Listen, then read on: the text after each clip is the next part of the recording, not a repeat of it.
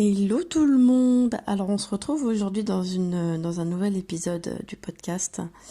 Alors là aujourd'hui je voulais parler un peu de la phrase qu'on entend très souvent quand on commence ou même quand on continue ce chemin, cet éveil en fait spirituel et plus du retour à soi. C'est la phrase tout ce que j'aime et déteste en l'autre et en moi. Et en fait, par rapport à cette phrase, je voulais vraiment, mais aller décortiquer, aller dans les détails et vous dire un peu ce que j'en pense. N'hésitez pas, vous aussi, à réagir en commentaire. Voilà. En tout cas, moi, ce que je ressens à travers cette phrase, c'est que on est tous libres, en fait. On est vraiment tous libres et on a tous le choix.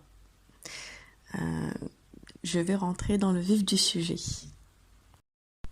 Alors il y a un truc que je pense que tout le monde sait, quand on commence un peu à travailler sur soi, à guérir sur ses blessures, l'humain il est constitué de plusieurs facettes. Déjà de deux, pour commencer, il y a l'ombre, la lumière, mais même dans nos faces d'ombre et nos faces de lumière, il y a énormément de sous-facettes en fait.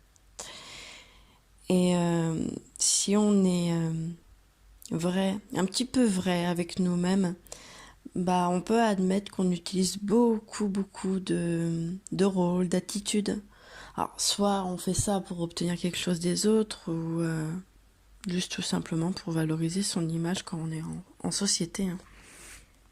Alors, pourquoi on fait tout ça? Peut-être que c'est, oui, aussi, comme je disais, pour se valoriser, pour être accepté, être aimé, être admiré. Voilà, tout ça, c'est aussi des mécanismes de nos parts d'ombre, en fait, pour tout simplement être rentré dans le moule, on va dire. Et bref, on est humain, donc on est autant dépendant qu'interdépendant. Enfin bref, je pense que vous avez compris tous ces concepts-là.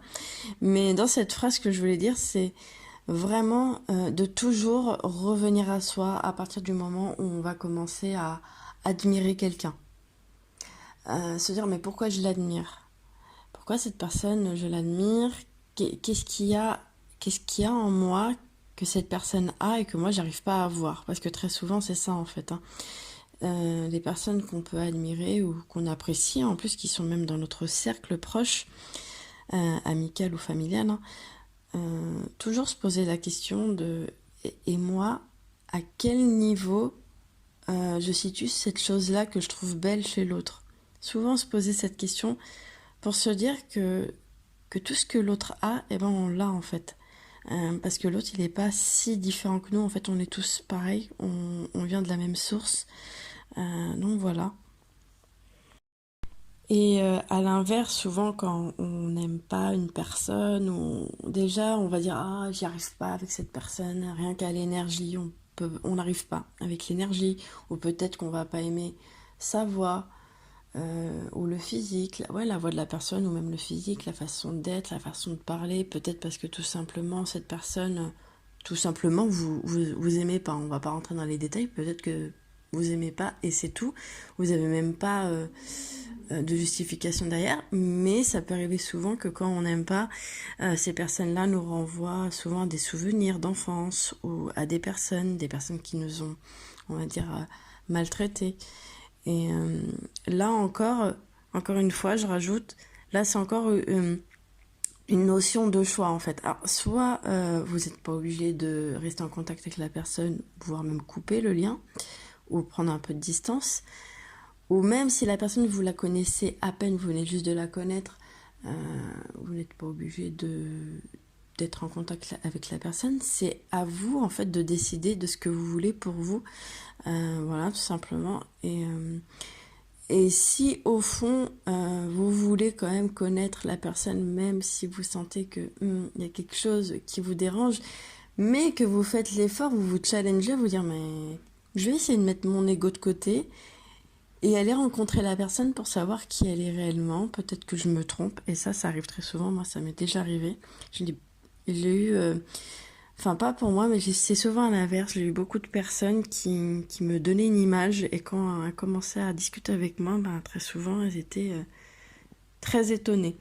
Donc voilà, pour vous dire, quand on se challenge un peu et qu'on met l'ego de côté et on essaie de connaître la personne, bah, on peut faire vraiment de belles rencontres. Donc voilà, je dis ça, mais à l'inverse, pareil, si vraiment vous avez pas envie, il faut pas se forcer en fait, il faut vraiment s'écouter, vraiment vous écouter.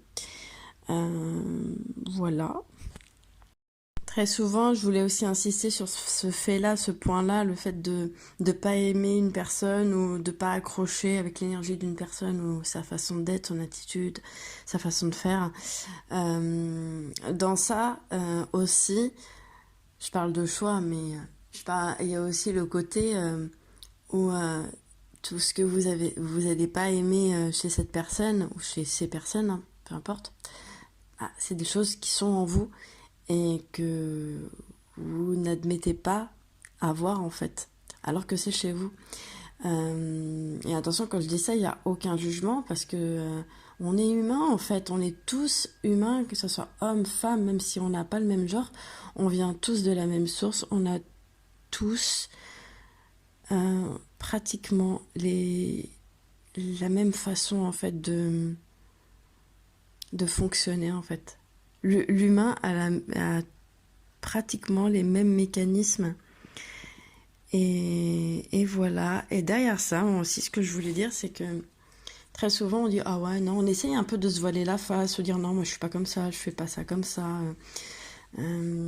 Puis même souvent, les personnes qu'on va leur dire, ah, mais si t'aimes pas cette personne, regarde, elle est comme ça. Bah, toi aussi, en fait, t'es pareil. Nous, on le voit. Il y a même des personnes qui peuvent aller révéler des choses chez vous moins lumineuses et on va vous mettre un peu